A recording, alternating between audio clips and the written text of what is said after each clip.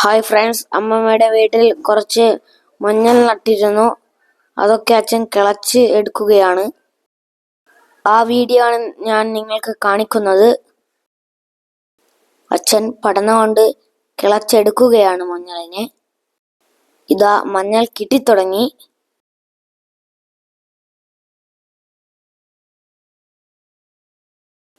മഞ്ഞൾ ഇങ്ങനെ തുരതുരാന്ന് കിട്ടിക്കൊണ്ടിരിക്കുകയാണ്.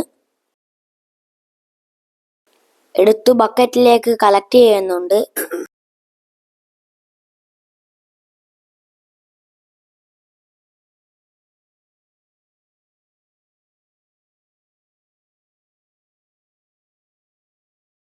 കുറച്ച് അത്യാവശ്യം മഞ്ഞൾ കിട്ടിയിട്ടുണ്ട്.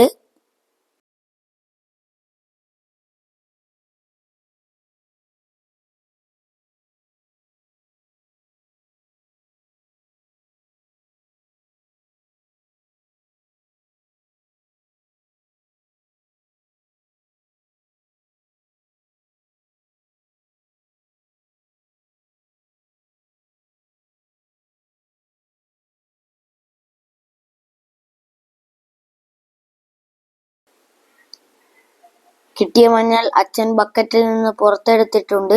ഇത്രയും മഞ്ഞൾ നമുക്ക് കിട്ടിയിട്ടുണ്ട്. അതൊക്കെ ബക്കറ്റിൽ തന്നെ എടുത്തിടുകയാണ് അച്ഛൻ.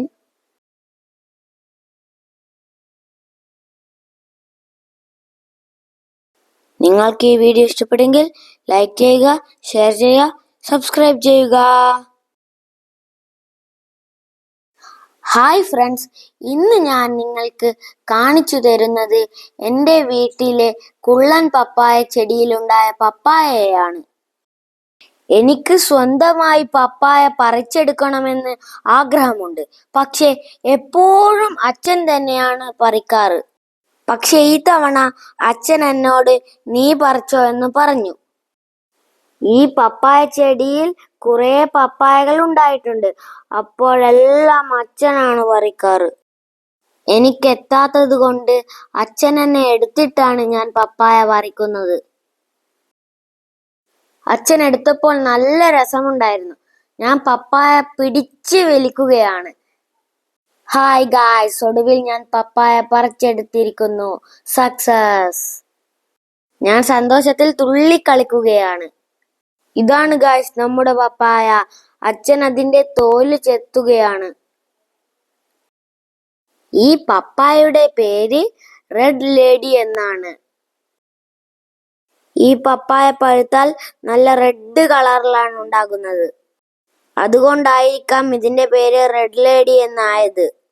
ഈ പപ്പായ ചെടി നമ്മൾ നഴ്സറിയിൽ നിന്ന് വാങ്ങിയതാണ്. എനിക്കും അച്ഛനും പപ്പായ വളരെ ഇഷ്ടമാണ്. അച്ഛൻ മുഴുവൻ തോലും ചെത്തിയെടുത്തിട്ടുണ്ട് ഗൈസ്. ഇനി നമുക്കത് കഴുകിയെടുക്കാം. നന്നായി കഴുകുന്നുണ്ട് അച്ഛൻ. മുറിച്ചെടുക്കുമ്പോൾ നിങ്ങൾ കണ്ടോളൂ.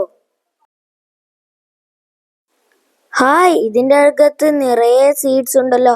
സാധാരണ ഇത്രയൊന്നും സീഡ്സ് ഉണ്ടാവാറില്ല. ആദ്യം പറിച്ച പപ്പായയിൽ സീഡ്സ് ഉണ്ടായതേ ഇല്ല.